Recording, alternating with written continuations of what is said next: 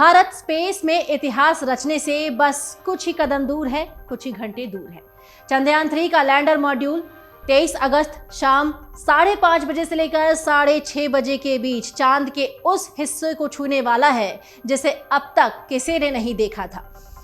23 अगस्त को लैंडिंग के साथ ही लैंडर विक्रम अपना काम शुरू कर देगा। चांद पर एक दिन पृथ्वी के 14 दिनों के बराबर होता है और यही वजह है कि चंद्रयान 3 मिशन 14 दिनों तक चांद की सतह पर रिसर्च करेगा।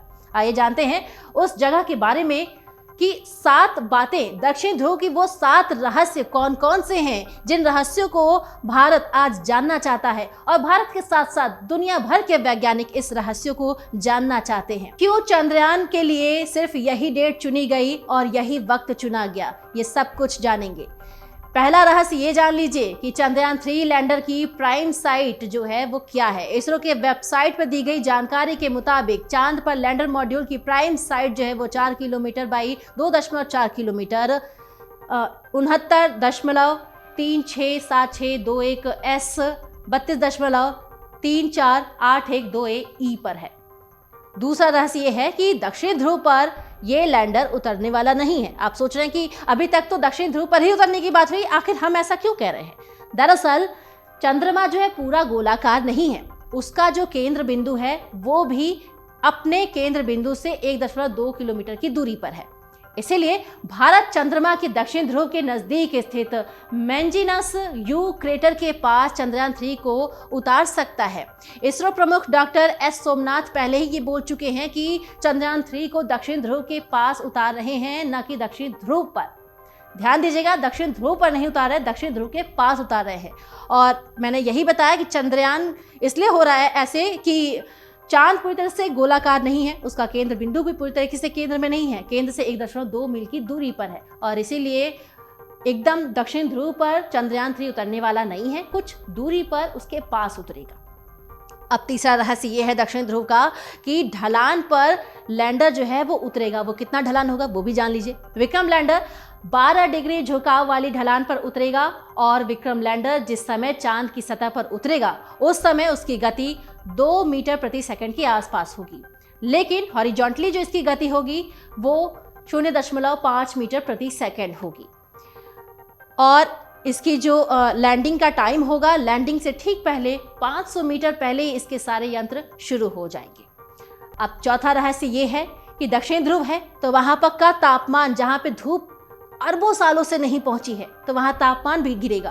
तापमान कितना होता है वो भी जान लीजिए। चौथा रहस्य यही है कि -200 डिग्री सेल्सियस तक तापमान वहां हो सकता है। दरअसल दक्षिण ध्रुव के पास का तापमान अधिकतम -100 डिग्री सेल्सियस से ऊपर और न्यूनतम तापमान -200 डिग्री सेल्सियस से अधिक हो सकता है। यहाँ पर्याप्त रोशनी कभी रहती है, कभी नहीं रहती है। दक्षिण ध्रुव पर सूरज की रोशनी अरबों सालों तक नहीं पहुंचती है और चांद का ये हिस्सा पृथ्वी के दक्षिण ध्रुव अंटार्कटिका की तरह ही ठंडा माना जा रहा है।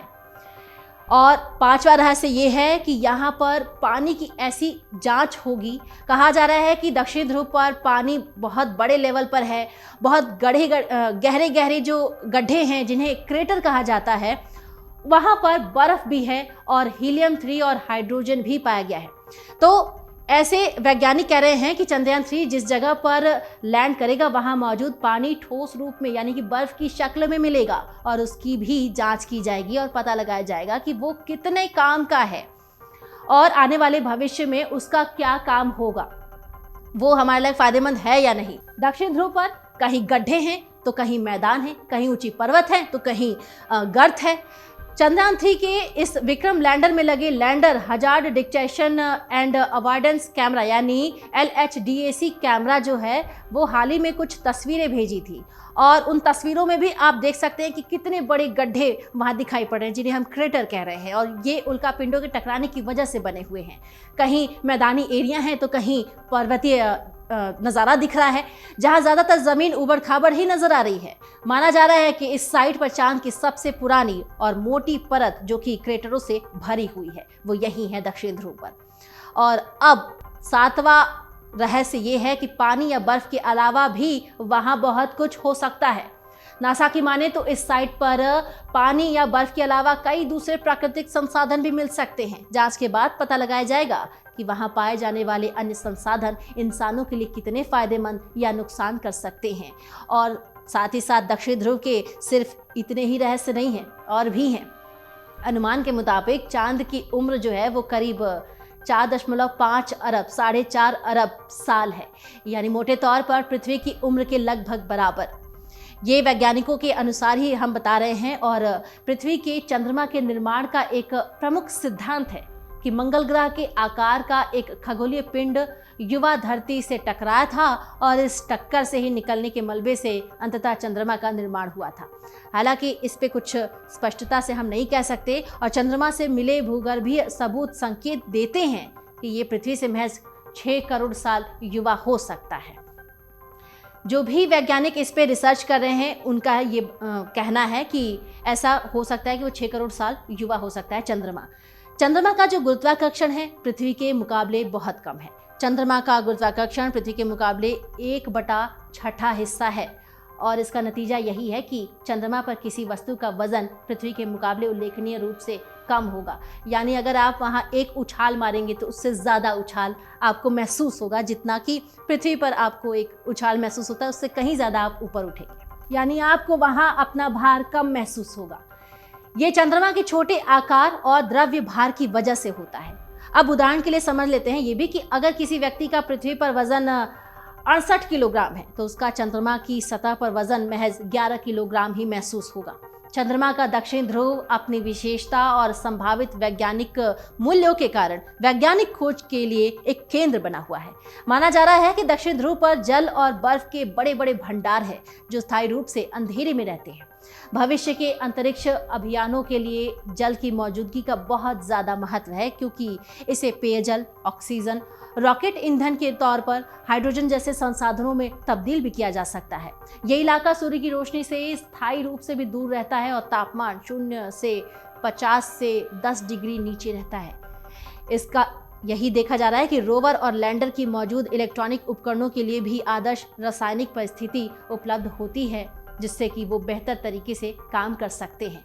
यानी ये सिर्फ एक खोज नहीं है, एक आने वाले दिनों में भविष्य के लिए ये बहुत बड़े वैज्ञानिक तौर पर काम भी आने वाली चीज़ें वहाँ मौजूद हैं, जिनकी खोज आज भी वैज्ञानिक कर रहे हैं। चंद्रमा के दक्षिण ध्रुव का भूभाग और भूगर्भीय संरचना उसके अन्य इलाकों से अलग है। स्थानीय रूप से छाया में रहने वाले जो क्रेटर हैं, जो कि उल्कापिंडों के टकराने से बने हैं, वो गड्ढे, वो ज़्यादातर शीत अवस्था में रहते हैं, जिससे कि पानी जो है वो बर्फ के रूप में जमा हो जाता है और वहाँ अनुकूल स्थिति वहाँ से दिखाई देती है। दक्षिण ध्रुव की जो विशिष्ट भौगोलिक परिस्थिति की वजह से यहाँ लंबे समय तक सूर्य की रोशनी आती है, और जिसका इस्तेमाल सौर ऊर्जा के लिए किया जा सकता है। सूर्य की रोशनी भी चंद्रमा पर सिर्फ और सिर्फ पृथ्वी के 14 दिन के बराबर ही पड़ती है। यानी कि पृथ्वी पर हम 14 दिन बिताएंगे और वहाँ चंद्रमा पर सिर्फ और सिर्फ 1 दिन बीतेगा। यानी एक सुबह से दिन होगा और एक नाइट होगी। यानी हम एक तरह से वहाँ पे लूनर डे और लूनर नाइट भी कहते हैं, और एक लूनर डे यहाँ के 14 दिन के बराबर होता है। अब आप सोच रहे होंगे कि चंद्रमा का जो दक्षिण ध्रुव है ज़्यादातर छाया में क्यों रहता है। यह चंद्रमा के भूविज्ञान पर निर्भर करता है। चंद्रमा की धुरी पृथ्वी के चारों ओर उसकी कक्षा में हल्की सी झुकी हुई है। इसका नतीजा है कि दक्षिण ध्रुव के कुछ इलाके हमेशा छाया में रहते हैं। ये छाया बहुत ही ठंडे वातावरण का निर्माण करती है, और जहाँ पर तापमान बहुत ज़्यादा नीचे चला जाता है, जमा देने वाली ऐसी स्थितियाँ आ जाती हैं कि पानी बर्फ के रूप में जम जाता है, और ये जो पानी है वो अरबों साल तक संरक्षित रखने में सहायक होता है। तब ऐसे में ये आप सोच रहे होंगे कि भारत के भविष्य के लिए चंद्रमा किस तरह से महत्वपूर्ण है, ये चंद्रयान 3 कैसे मदद कर सकता है। मानव मिशन के लिए चंद्रमा के इस खोज का क्या परिणाम निकलेगा। इसरो ने गगनयान मिशन के तहत अंतरिक्ष में अंतरिक्ष यात्रियों को भेजने की योजना बना रहा है, लेकिन अभी इस पर काम करना बाकी है। अभी कुछ भी साफ तौर पे नहीं कहा जा सकता, लेकिन अब तक उसकी जो चंद्रमा पर अंतरिक्ष यात्रियों को भेजने की कोई योजना दिखाई पड़ रही है। और इस पर हमने आपको एक रिपोर्ट भी दिखाई है कि चंद्रयान 3 अगर सफल हो जाता है तो जल्द ही गगनयान मिशन भी लाया जाएगा, और सभी को ये उम्मीद है कि चंद्रयान 3 सफल हो जाए और आगे के मिशन में हम आगे बढ़े। अमर उजाला अब आपके टीवी पर भी अपने स्मार्ट टीवी पर YouTube पर सर्च करें अमर उजाला, चैनल सब्सक्राइब करें और देखें ताजा खबरें, वो भी HD क्वालिटी में। और हाँ, बेल आइकन दबाना ना भूलें ताकि हर खबर हो आपके घर। अमर उजाला, निष्पक्ष, निर्भीक, निरंतर।